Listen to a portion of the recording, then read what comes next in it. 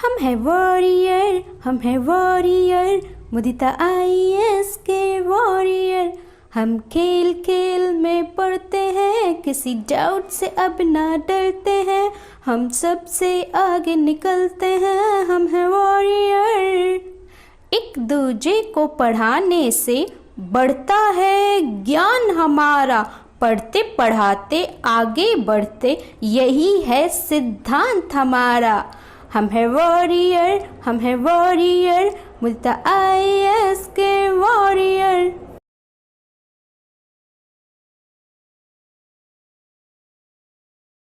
Good morning all of you, मैं हूँ मुदिता और आप सभी का स्वागत है मुदिता IAS वॉरियर्स में।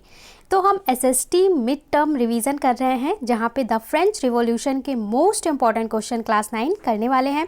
और यहाँ पे मैंने वेरी शॉर्ट आंसर और लॉन्ग आंसर यानी 1 मार्क वाले क्वेश्चन, 2 मार्क वाले क्वेश्चन, 3 मार्क वाले क्वेश्चन, 4 मार्क वाले क्वेश्चन, सारे क्वेश्चंस कवर किए हैं। अगर आप लोग चैप्टर कर चुके हैं, याद कर चुके हैं, तो इससे आपकी रिवीजन हो जाएगी। इन क्वेश्चंस को एक बार करके ज़रूर देखें, जिससे आपकी रिवीजन हो जाएगी। और अगर आप इन सारे क्वेश्चन से गो थ्रू जाते हैं, मतलब एक बार रीड करते हैं, तो अगर आपने चैप्टर नहीं पढ़ा तो भी आपको पूरा चैप्टर समझ में आ जाएगा। और साथ में इसका जो PDF है, वो PDF मैं आपको टेलीग्राम पे दे दूँगी, तो कोई भी चिंता की बात नहीं है। यहाँ से वीडियो देख लें और टेलीग्राम का लिंक डिस्क्रिप्शन में है, वहाँ से जाके PDF डाउनलोड कर लें। जब मर्जी तब आप पढ़ सकते हैं। हिंदी मीडियम में मैंने प्रोवाइड कर दिया था, इंग्लिश मीडियम के बच्चों ने कहा था कि इंग्लिश मीडियम में चाहिए, तो आज इंग्लिश मीडियम में हम कर रहे हैं। चलिए देखते हैं कितने क्वेश्चन आपको आते हैं। क्वेश्चन फर्स्ट है, who was the ruler of France during revolution. France में रिवॉल्यूशन के टाइम पे कौन थे? तो इसका आंसर आप सभी को पता है, लुई 16। और सेकंड क्वेश्चन यहाँ से बनता है कि वो किस फैमिली से बिलोंग करते थे, तो वो बर्बन फैमिली से बिलोंग करते थे। और गाइज एक और बात है, इन क्वेश्चन का अगर आप रिवीजन ऑडियो से सुनना चाहते हैं, ठीक है, तो खबरी पे आप हमें फॉलो कर लें। वहाँ पे सारे चैप्टर्स के ऑडियो होते हैं, आप ऑडियो कभी भी कहीं पे भी सुन सकते हैं और उसमें बहुत कम डाटा जाता है, ठीक है। तो आपने खबरी नहीं डाउनलोड किया है तो डाउनलोड कर लें, बहुत अच्छा ऐप है और वो इंडिया का ही ऐप है। नेक्स्ट क्वेश्चन है, when did the French revolution occur. French revolution कब हुआ था? 14 जुलाई 1789। देखिए 1789 बच्चों को याद रहता है, 14 जुलाई नहीं रहता, तो इतना याद कर लो 14 जुलाई, ठीक है, जुलाई में 14। नेक्स्ट व्हाट, ये दोनों क्वेश्चन बहुत इंपॉर्टेंट हैं। आप लोगों ने अगर यूटी में ये चैप्टर आया था तो यूटी में भी देखा होगा कि इससे क्वेश्चन आपको ज़रूर मिला होगा। एक टेल क्या होता है और थाइसिस क्या होता है। देखिए टेल जो है वो भी एक टैक्स है, थाइसिस भी एक टैक्स है, पर कौन सा टैक्स कहाँ पे दिया जाता था ये आपको पता होना चाहिए। जो टेल है ये एक डायरेक्ट टैक्स था जो स्टेट को देना होता था। और अगर थाइसिस की बात करें तो it was a tax lived bye church कंपेरिजिंग 1/10। यहाँ पे 1/10 आपको जरूर याद रखना है, ठीक है।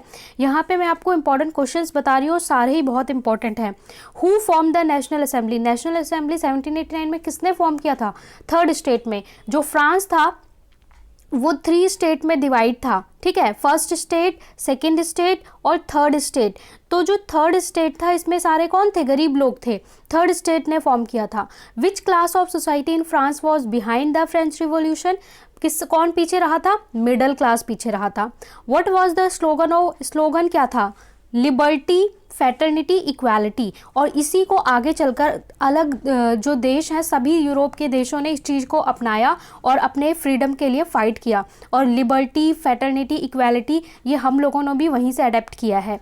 On what charges was Louis 16 of France sentenced of that treason. Alright, यहाँ से आप देख सकते हैं आपका पूरा रिवीजन हो जाएगा।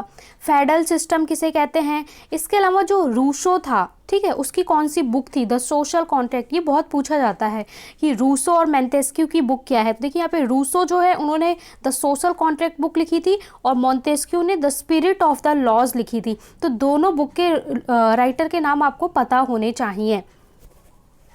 इसके अलावा डिवीज़न ऑफ पावर, पावर का डिवीज़न होना चाहिए गवर्नमेंट में, ये किसने कहा है? ये मोंटेस्क्यू ने कहा है और the spirit of the law में कहा है, ठीक है। देखिए मोंटेस्क्यू ने कहा है।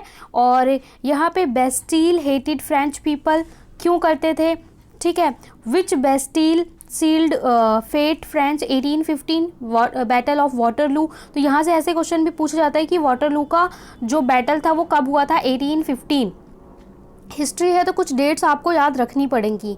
इसके अलावा कब ये मोनार्की से रिपब्लिक बना है, 21 सितंबर 1792, 21 सितंबर, ठीक है, ये डेट याद रखना है। ये इंपॉर्टेंट क्वेश्चन है कि टेरर का ईयर कब कहा जाता था, टेरर का जो टाइम था वो कब, 1793 टू 1794। ऑल राइट, आपको देख के पता चल रहा होगा कि कितने इंपॉर्टेंट क्वेश्चन है ये क्वेश्चन 1 और 2 मार्क में आ सकते हैं।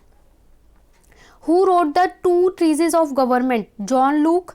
और what does the red cap won sons क्या सिंबलाइज करता है, लिबर्टी को सिंबलाइज करता है। तो ये 30 क्वेश्चन थे जो आपके 30 क्वेश्चन शॉर्ट आंसर टाइप। अब यहाँ पे लॉन्ग आंसर टाइप क्वेश्चन है।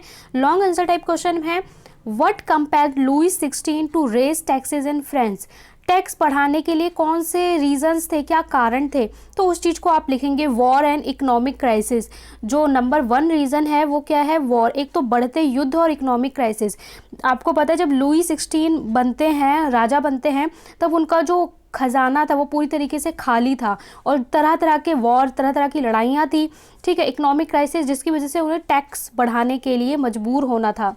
नेक्स्ट अगर आप बोले तो डिबेट ट्रैप, इसके अलावा एक्स्ट्रावेगेंट कोर्ट। तो ये सारे जो रीजंस थे इसको आप इलेबोरेट करके लिख देंगे। मैं यहाँ पे रीड करके आपको नहीं बता रही हूँ क्योंकि इसमें कुछ ऐसा नहीं है जो आपको समझ में नहीं आएगा, ठीक है। तो आप इसके पॉइंट्स याद कर सकते हैं, ठीक है। कल मैंने आपको एक मेथड बताया था कि आपको याद कैसे करना है, वो मेथड था RWT। सबसे पहले चीज़ को रीड करिए, उसके बाद उस चीज़ को जो भी समझ में आया राइट करिए और उसके बाद टीच करिए, यानी किसी को वो चीज़ समझा दीजिए, पढ़ा दीजिए, तो वो आपकी चीज़ पक्की हो जाएगी।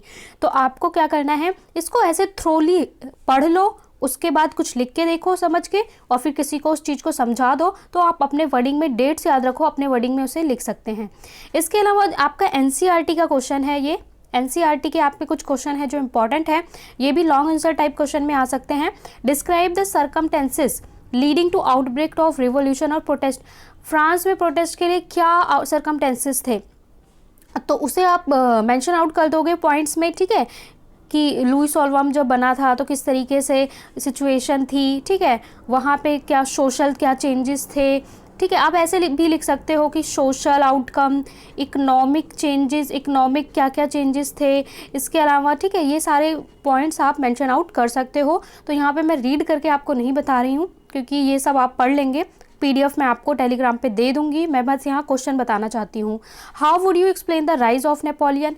नेपोलियन के राइज को आप कैसे एक्सप्लेन करेंगे, क्योंकि नेपोलियन के बारे में इस चैप्टर में ज़रूर आपको पढ़ना है, और आगे भी जब आप हिस्ट्री का 2nd चैप्टर पे जाते हो तो वहाँ पे भी नेपोलियन के बारे में आपको पढ़ना ही है। तो आपको नेपोलियन के बारे में यहाँ पे तैयार कर लेना चाहिए। तो राइज ऑफ नेपोलियन को इस तरीके से आप एक्सप्लेन कर सकते हो। और 1815 में वाटरलू की युद्ध में नेपोलियन हारे थे, ठीक है गाइज। उसके बाद नेक्स्ट क्वेश्चन है which group of French society benefit from.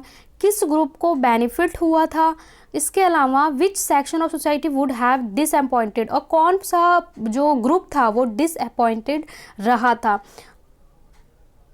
तो जिन्होंने अपना प्रिविलेज वो लोग डिसअपॉइंट रहे थे, और मर्चेंट, लॉयर, पीजेंट ये लोग क्या रहे थे, ये लोग खुश हुए थे। Describe the legacy of French revolution for people during 1920। तो जो फ्रांस में ये रिवॉल्यूशन हुआ उससे बाकी कंट्रीज़ के लिए वो क्या छोड़ गए, क्या विरासत दिए, तो लिबर्टी, फैटर्निटी, इक्वालिटी, यही चीज़ें उन्होंने छोड़ी जो आगे चल के राइट्स की बात करना बाकी कंट्रीज़ ने अडॉप्ट किया। तो ये थे आपके most important questions guys. I hope आपको क्लियर हो गया होगा। आप इन क्वेश्चंस को एक बार गो थ्रू जाएंगे तो सारा आपको रिवाइज हो जाएगा। ज़रूर लाइक करें, शेयर करें, और चैनल को सब्सक्राइब करके इस तरीके से एक बेल आइकन होता है, उसमें बेल आइकन को प्रेस करके ऑल नोटिफिकेशन कर दे, जिससे आपको सभी नोटिफिकेशन मिले, ठीक है। टेलीग्राम को ज्वाइन कर ले, डिस्क्रिप्शन में दिया हुआ है, क्योंकि सारे PDF मैं टेलीग्राम पर ही देती हूँ। बहुत ईजी है, और टेलीग्राम का ऐसा कोई नहीं है कि आपको कोई लॉस होगा, मिसयूज़ होगा, ठीक है। बस आप उसे ज्वाइन कर लीजिए और वहाँ से सारे स्टडी मटेरियल ले सकते हैं। और खबरी पे फॉलो कर ले, खबरी का लिंक भी डिस्क्रिप्शन में आपको मिल जाएगा। अगर आप खबरी पे फॉलो करते हैं तो सारे ऑडियो सुन सकते हैं बेटा। ऑडियो कभी भी, अभी यहाँ पे आपने पढ़ा, अब आप भूल जाएंगे, फिर आंख बंद करके कहीं पे भी आपने ऑडियो चला के रख दिया, उसी को आप रिवाइज कर लेंगे। रिवीजन पर्पज से बहुत अच्छा है वो, ठीक है। मिलते हैं नेक्स्ट वीडियो में, तब तक के लिए बाय बाय।